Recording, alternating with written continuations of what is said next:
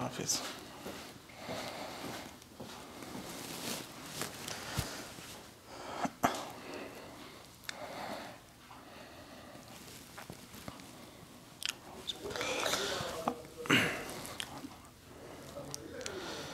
बिस्मिल्लाहिर्रहमानिर्रहीम। सवाल मौसूल हुआ है कि ख़तीब साहब ने ये बात बयान की है कि अल्लाह तबारक व तआला ने पहली उम्मतों को बड़े सख्त अहकामात दिए थे और हमें काफ़ी नरम दिए हैं।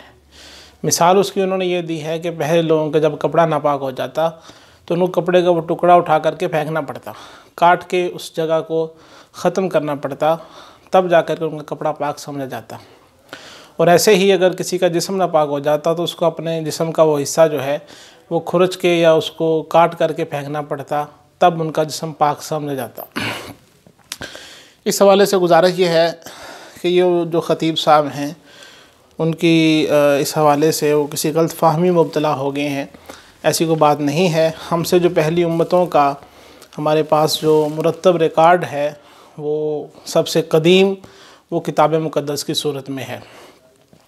किताब मुक़द्दस में जो हिस्सा है तौरात का, उसका जो किताब अखबार है उसके बाब नंबर 16 और आयत नंबर 26 के अंदर आता है कि जो आदमी बकरे को अज़ाज़ील के लिए छोड़ कर आए वो अपने कपड़े धोए और पानी से नहाए।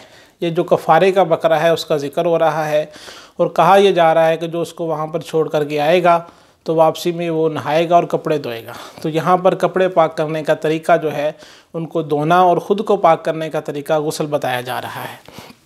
इसी तरह किताब अखबार का बाब नंबर 15 है और आयत नंबर 17 और 18 में ज़िक्र है कि जब किसी शख्स के कपड़े पे गंदगी लग जाए तो उस कपड़े को धो दे और चमड़े को गंदगी लग जाए तो उसको भी धो दिया जाए। और अगर कोई इंसान जो है वो नापाक हो जाता है तो वो ख़ुद गुस्ल कर ले तो वो पाक समझा जाएगा। वल्लाहु आलम बिस्सवाब।